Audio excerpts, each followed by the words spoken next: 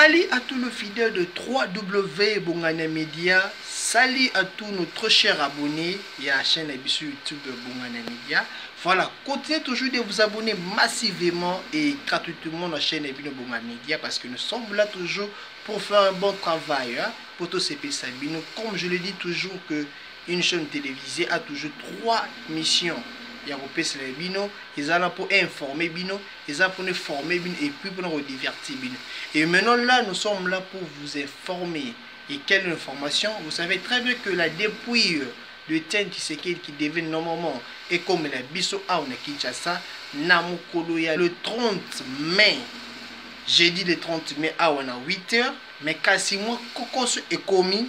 Neba lobby bon ils ont retardé na raison logistique. Mais quelle est cette raison logistique? Et c'est que depuis Etienne Tshisekedi ils ont retardé. Voilà, biso comme tout la bonne information à la source, on a appelé, on a contacté les gens, on nous a dit que pourquoi corps il y a papa na biso Etienne Tshisekedi ils ont bon retardé et commence na ngonga oyo bana kin ba kozela ngote a fa to à partir déjà ba 8 h fallait quitter. Pourquoi ça li bon? Parce que il a fallu avion oyo fallait même avion armée belge il fallait même bon depuis wani ya papa biso Etienne Tshisekedi ngé même na depuis na 220 membres na kati ya 220 membres wana trozala ba membres famille trozana ba amis et puis na ba invité. Et malheureusement, le nombre de bango 220 membres après enregistrement, subitement aéroport wana oya armée ya belge et annoncé que membres wana 220 membres ba récupérer ba bagage na bango donc et ça la souvent les assurer parce que avait retenu quelque part. Par après il y a eu un vol où va proposer bango mais vol one et contenu 49 passagers et puis des plus mortels.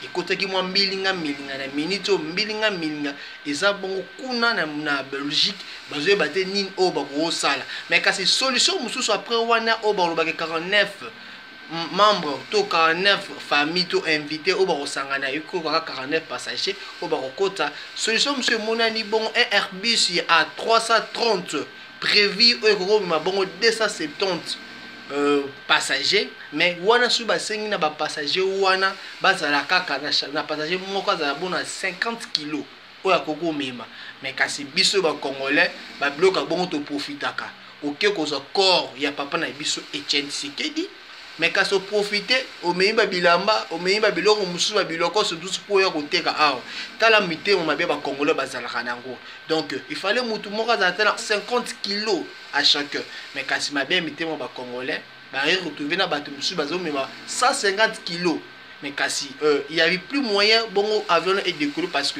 mutu zo mema 150 kg au lieu mema 50 kg à lui 150 kg le roi place il y a 3 personnes le roi kilo à 3 personnes. Les gens m'ont passé, on a remarqué que ceux qui m'ont mis bateau bongo mutu moto ma 150 kg au lieu de 50 kg et vous avez bon surcharge et comme ça on a une surconsommation il y a carburant. Voilà comme o et ça que depuis mortel il y a papa na biso corps il y a papa na biso Tshisekedi et ça les commenter. Voilà ba raison o ba ben ba raison logistique parce que ba bloc o ba moni bon na kati ya ba passager ba ndeko na biso o ba ke ko zo bon corps ya papa na biso Etienne Tshisekedi mbala sima biso ba Congo to zala pe ko zo to luka pe ko za pe moi mayeli na makamu mususu to ko zo corps mais to ko sala commerce te to ko zo corps to ko luka biloko mususu te. Voilà makamu e komeni bongo ba ndeko na biso mais kasi ba lobi très bien que le corps est retardé raison et comme on a Europe ils avaient profité le corps avait prévu comme à 8 h mais peut-être comme à bongo na 10 h 12 h on ne sait pas encore ba ndeko na biso bana Kinshasa bana monote bana Congo ba Congolais surtout bozela corps papa na biso ekoya kaka to ba ka ozela nga pour papa na biso aboni mingi pela pour mbo na biso Congo. Restez branchés et continuez toujours de vous abonner massivement dans votre très chère chaîne Bongana Media. Merci à tous, merci.